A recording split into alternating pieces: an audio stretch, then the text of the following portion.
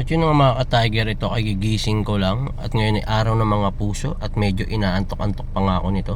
Ayan, busit yan, laki ng bunganga ko.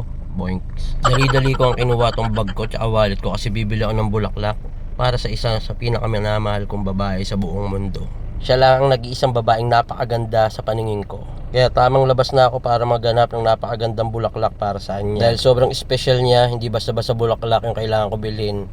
Dapat napakaganda at mabango. At andito na nga ako sa tapat ng simbahan namin. Ayan, ang dami nagbebenta magagandang bulaklak. Yung iba may stop toys pa. Yan, medyo mahal nga lang siya pero magaganda sila. Sobrang hirap mamili kung anong bulaklak yung bibigay ko dun sa pinakamamahal kong babae. Kasi special tong araw na to at syempre napaka-special niya sa akin. Kaya yan, sa kakahanap ko ng kakahanap, ayan, sa lompas yung nabili ko. Masakit kasi ng katawan ko ngayon, lalo na itong balikat ko. Pero ganun pa man, ayan, tuloy pa rin sa paghahanap. At ito, dito ako napadpad. At itong pinakamagandang bulaklak na nakita ko. Ayan, ang ganda ng pagka-violet niya, violet na violet. At maganda yung pagkaka-arrange niya. Pinaplastic ko na nga kay ate kasi medyo umaambon at para makauwi na din ako. Sobrang saya sa pakiramdam na mabibigay ito sa babaeng mahal ko. At yan, nasa bahay na ako, nilabas ko siya para lagyan ko siya ng pabango. Para pag inamoy niya, mabanguhan siya. Ayan nga pala yung pabango ko. Para pag inamoy niya, di niya ako makalimutan. Para araw-araw, gabi-gabi niya ako maamoy. Ewan ko na lang kung makalimutan niya pa ako. Yan, naubo pa ako sa lakas ng amoy. At syempre, kailangan ko maligo para mabango ako. 1 segundong liguan lang, oh.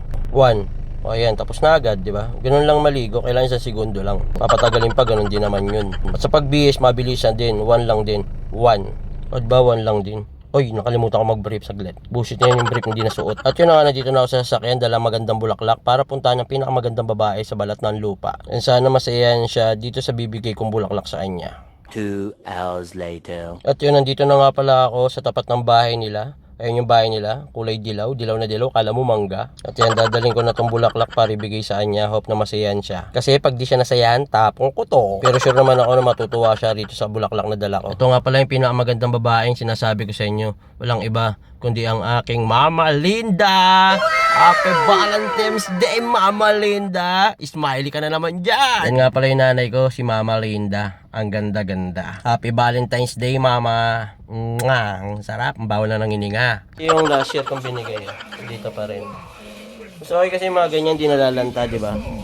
Masaya talaga ako sa tuwing nakikita kong masaya yung nanay ko. Lalo na pag umingiti-ngiti kahit kulang yung mga ipin niyan. At alam kong masaya rin siya pag dumadalaw ako sa kanya. Kasi bihira lang makadalaw rito, marami yung ginagawa. Laway. May bulaklak ka nga, may laway ka naman. Papunas. Masaya ako kasi masaya yung nanay ko ngayong araw na to. And hope bigyan ka pa ni Lord ng mahaba pang buhay, ma. Napapa-tiger smile talaga ako pag nakikita yung nanay kong nakangiti. I love you, ma. Happy Valentine's. Hope na maging okay ka palagi at pati si Papa. I love you.